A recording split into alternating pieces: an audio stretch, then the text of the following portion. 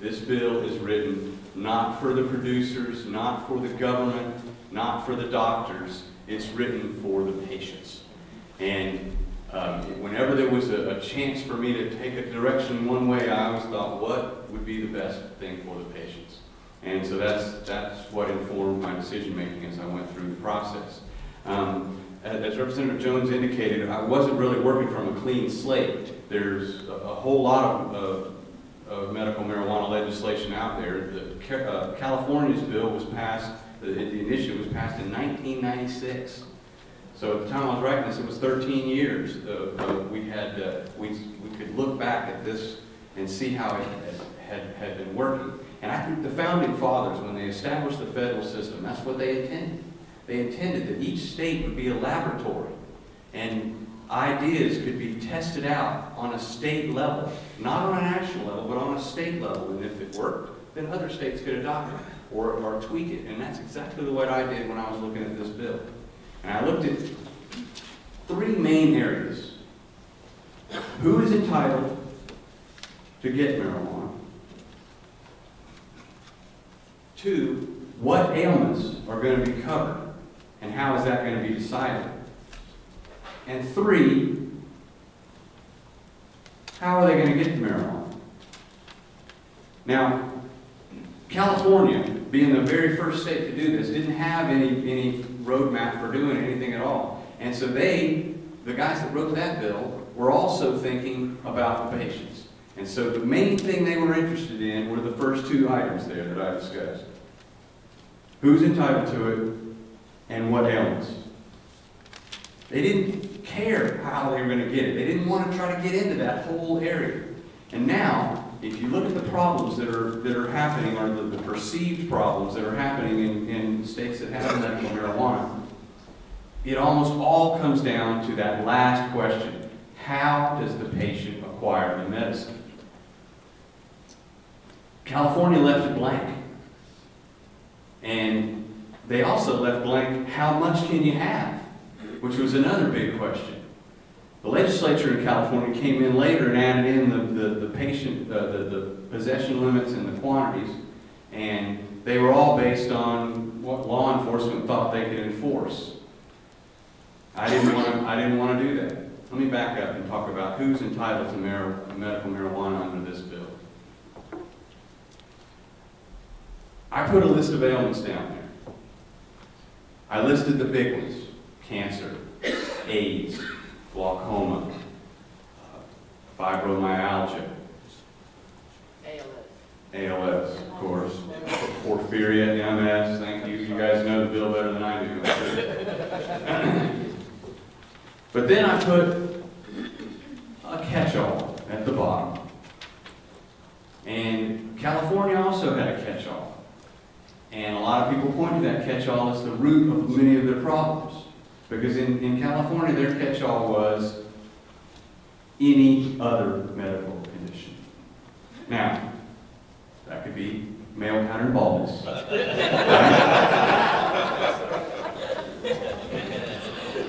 I didn't want to leave ourselves open to that type of perception of abuse.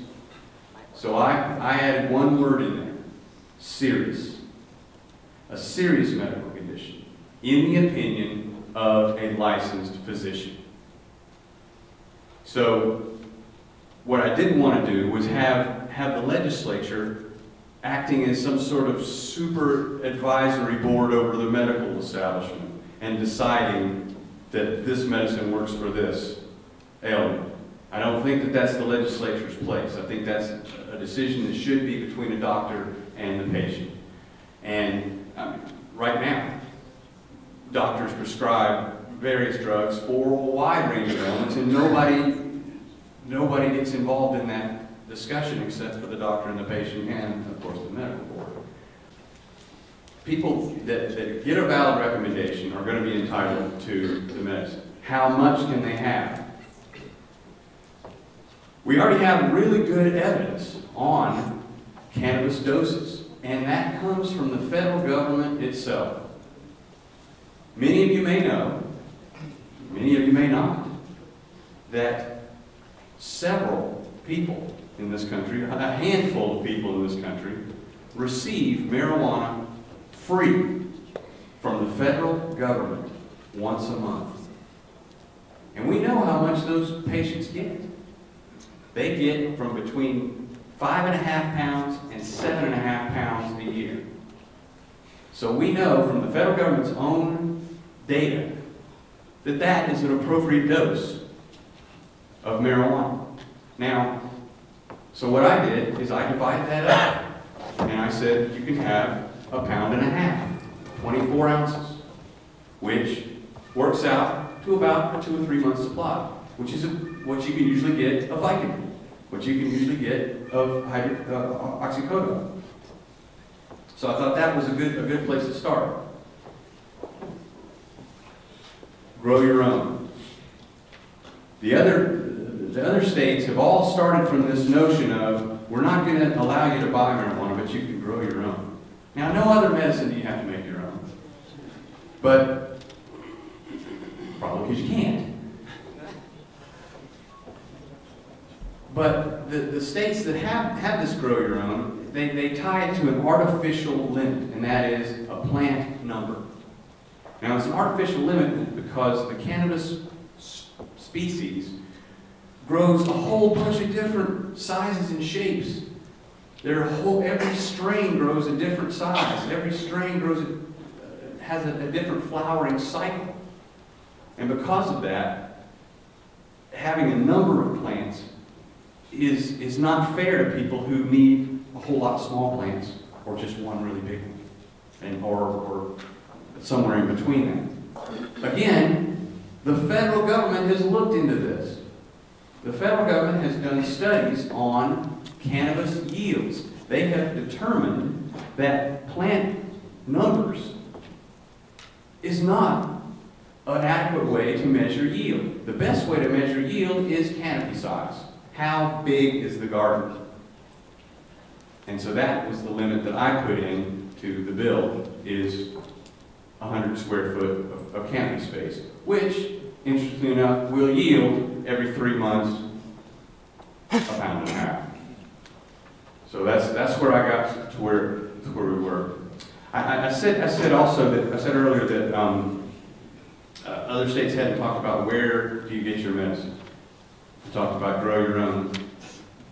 Grow your own works great if you're kind of healthy, right?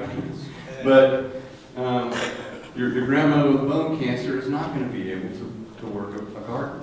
It's not going to be able to build the systems that might be necessary. And again, why should you have to make your own medicine? And in California, the market has risen up in defiance of the laws. Not a single dispensary in the state of California is legal under California law. People think, oh, they got dispensaries. That's only because the laws aren't being enforced against them. And I didn't want that situation to happen here. I wanted the whole thing to be regulated. I wanted the whole thing to be controlled by the government. I'm sorry. I thought that would be more palatable to say it's going to be controlled. So I did my best to craft language that would create a regulated and taxed dispensary system that would allow for the production of cannabis. Let's see how many producers we can have. We don't want one, we don't want two, we don't want Bud Miller. You know, we don't want Pfizer and Eli Lilly. We want everybody that wants to grow. Because that's another thing we know about this plant, is it's so useful and it's so varied, and its different strains work for different ailments. And if we let it get homogenized, we'll lose it. So the bill I wrote decentralizes the production. It taxes it at the producer level, and again at the dispensary level, gross receipts tax of 10%, which is pretty high. No other industry would have that type of tax burden. So, I mean, I've had people tell me that this bill really seems like it's really heavy-handed for the government. Well, again, I'm interested in getting it passed. I'm interested in people that need marijuana having access to it, and whatever it takes to get that passed is what I'm going to do.